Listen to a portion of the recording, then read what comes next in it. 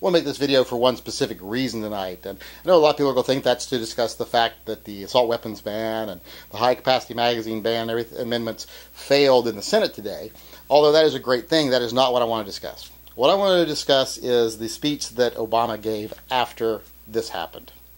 Obama gave a speech talking about how the system failed today, how the right thing couldn't be pushed through because of a vocal minority, threatening senators, threatening legislators, and these legislators being afraid that they would come after them in the next elections and cause them to lose the election. I want to take a great exception with what he said. I think today the system actually worked the way it was supposed to work. Today, the righteous, for lack of a better word, minority, were protected from the tyrannical majority. Everyone who followed this knows these laws would do nothing to curb violence. All they do is create another government intrusion into people's private lives, into people's privacy. They don't do anything to solve the problems. They are a waste of time. They are a waste of effort. They are a waste of money. They are just a waste, period. And all they do is cater to special interest groups. They serve no purpose. So in reality, the system today did exactly what it was supposed to do. It protected what is right from a bunch of people who wanted to do what was wrong.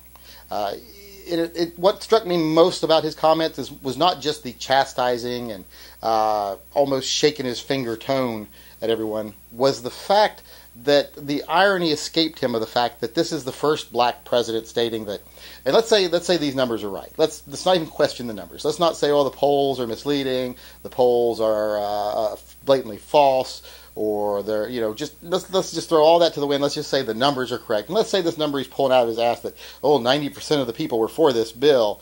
Let's say that's true. Well, what I think is funny is that the irony escapes you that when the civil rights movement was going through, when desegregation, when interracial marriages, when all those things were on the ballots, when all those things were in the courts, the vast majority of the country were against those also. So if you want to go on the numbers are what matter, well, then none of the things that benefited you or made it to where you could be where you are today would have ever taken place because the majority was against it. So that argument to me, for you to make that argument, specifically for you as the first black president to make that argument, shows a lack of understanding of history and just shows a lack of understanding of something you're supposed to understand completely, and that's how this government works. So when the government did do what it's supposed to do today, you have to wonder, well, why are you getting so mad? I mean, why are you so upset? Why are you so invested in this? And to me, I think I have to say, is it because you built your platform on the graves of dead children? Is it because you paraded around distraught parents like show ponies that you did these heinous things? Because in the end, I know you're going to be able to say, well, we did these heinous things, but at least we've won. Well, now you haven't won. So now all you've done is some heinous things. The thing I suggest that you actually do now is your job. Don't try to set policy. Don't try to write laws. Do the job of commander-in-chief. Do the job you were elected to do.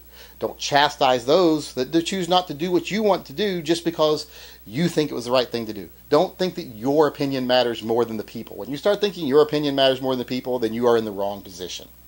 The people have spoken.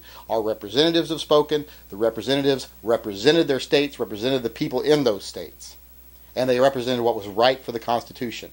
Let's not even forget that all these Supreme Court cases are in our favor. So half the stuff you proposed would have probably been struck down eventually anyway. So the government did what it was supposed to do today. So in the end, there's really only one thing to say. If things work the way they're supposed to work and government worked the way it was supposed to work, why are you mad, bro? And as far as the lectures go, as far as the finger wagging goes, well, you ain't even my real dad.